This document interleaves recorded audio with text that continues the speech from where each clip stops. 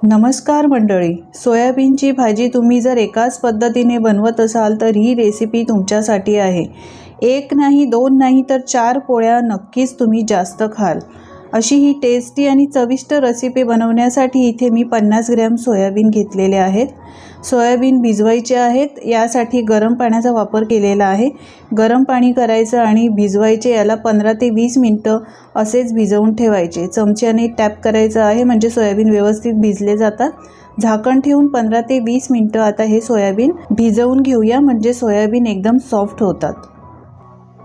तर 15 ते 20 मिनिटांनी सोयाबीन बघूया, मस्त फुललेले आहेत हे बघा, आणि एकदम नरम सुद्धा झालेले आहेत।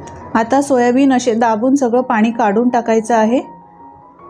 जितकं पाणी काढू शकता दाबून तितकं पाणी यामधलं काढायचं आहे। तर सगळ्या सोयाबीनचं पाणी हे बघा मी काढलेलं आहे।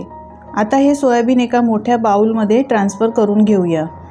आता सोयाबीन आपण मॅरिनेट करणार आहोत, तर यासाठी सगळ्यात आधी एक कांदा क्यूब्समध्ये कट करून घेतलेला आहे। पाकळ्या वेगवेगळ्या केलेल्या आहेत। यानंतर शिमला मिरची सुद्धा अशा मोठ्या मोठ्या क्यूब्समध्ये कट करून घेतलेल्या आहेत। आधी धुवून घ्यायचे आणि त्यानंतर अशा क्यूब्समध्ये कट करून घ्यायच्या। एक मोठा टोमॅटो देखील असा मोठा कट करून घेतलेला आहे क्यूब्समध्ये।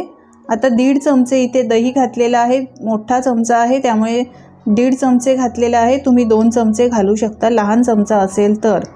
अर्धा चमचा हळद पावडर, 1 चमचा काश्मीरी मिरची पावडर, 1 चमचा धणे जिरे पावडर, 1 चमचा लाल तिखट आणि अर्धा चमचा गरम मसाला घातलेला आहे। थोडीशी कसुरी मेथी घालायची, 1 चमचा आलं लसूण पेस्ट, तुमच्याकडे घरगुती पेस्ट असेल तर ती तुम्ही घालू शकता। चवीप्रमाणे मीठ घालायचं आहे, तर मी 1 चमचा मीठ घातलेलं आहे। आता यामध्ये मोस्ट इन्ग्रेडियंट्स म्हणजे बेसन, 2 मोठे चमचे बेसन घेतलेलं आहे।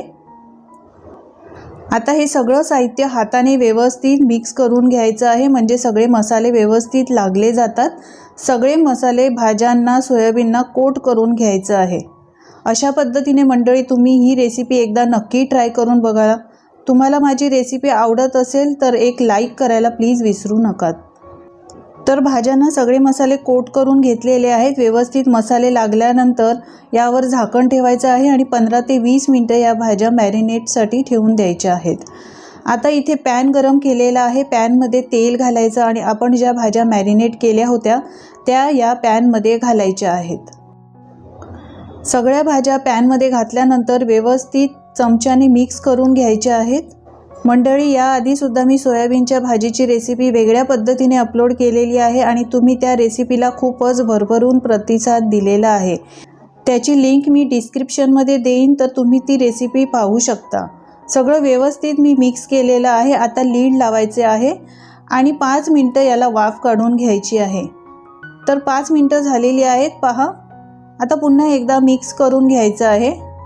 ही भाजी इथे फक्त आपण 50% शिजवून घेतलेली आहे, कारण मसाला याला कोट केला होता, तो मसाला व्यवस्थित अशा पद्धतीने चांगला लागला जातो। आता ही भाजी बाजूला ठेवून देऊया आणि आता इथे मी कढई गरम करायला गॅसवर ठेवली आहे। 2 ते 3 चमचे तेल घालायचं, थोडेसे खडे मसाले घालायचे। खडे मसाल्यामध्ये 3-4 लवंग, 3-4 काळी मिरी, 1 दालचिनीचा तुकडा, 1 चमचा जिरं आणि 1 तमालपत्र असं घातलेलं आहे।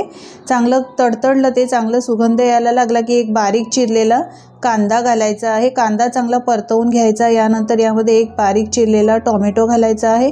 टोमॅटो सुद्धा चांगला मऊ होईपर्यंत परतवून घ्यायचा। टोमॅटो मऊ होण्यासाठी मीठ घालायचं आहे। आताच मीठ घालताना लक्षात असू द्या, मॅरिनेट करताना भाज्या आपण मीठ घातलेलं आहे, तर मिठाचा वापर इथे कमी करा, गरज लागेल तसं टेस्ट करून तुम्ही घालू शकता।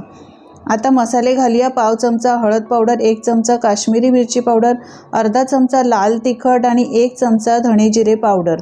मसाल्याचा वापर आपण आधीसुद्धा मॅरिनेशनमध्ये केलेला आहे, कमी प्रमाणात आहे, लहान चमचा होता। आता यामध्ये सुद्धा आपण लहान चमच्याचाच वापर केलेला आहे।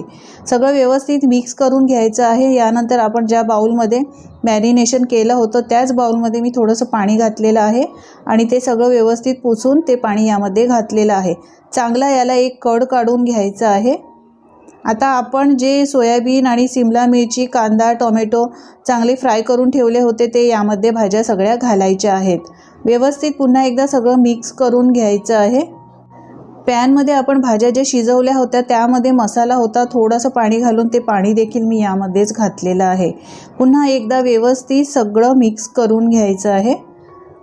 मिक्स केल्यानंतर एक चांगला कड काढून घ्यायचा। कड आल्यावर झाकण ठेवायचं आहे आणि 5 ते 7 मिनिटं ही भाजी चांगली शिजवून घ्यायची। गॅस स्लो केलेला आहे। स्लो गॅसवर 5 ते 7 मिनिटं ही भाजी छान शिजवून घेतलेली आहे। या भाजीला सुगंध तर खूपच मस्त येतोय, कलर चेंज झालेला आहे। भाजी आपली शिजून तयार झालेली आहे।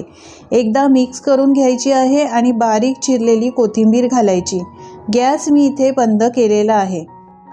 तुम्ही एकाच प्रकारची सोयाबीनची भाजी बनवत असाल तर मंडळी, कोणतंही वाटण न करता अशा पद्धतीने सोयाबीनच्या भाजीची ही रेसिपी मी तुम्हाला दाखवलेली आहे। नक्की ट्राय करून बघा। याआधीसुद्धा मी मस्त अशी सोयाबीनची रेसिपी अपलोड केलेली आहे, ती सुद्धा तुम्ही पाहू शकता। पहा काय मस्त सोयाबीनची भाजी आपली तयार झालेली आहे। खूपच वेगळ्या पद्धतीने बनवली आहे, युनिक रेसिपी आहे। नक्की ट्राय करून बघा मंडळी। रेसिपी कशी वाटली कमेंट्स करून सांगायला विसरू नका। रेसिपी आवडली असेल तर लाईक करा, शेअर करा आणि अशाच नवनवीन रेसिपी पाहण्यासाठी चॅनलला सबस्क्राईब करा। धन्यवाद।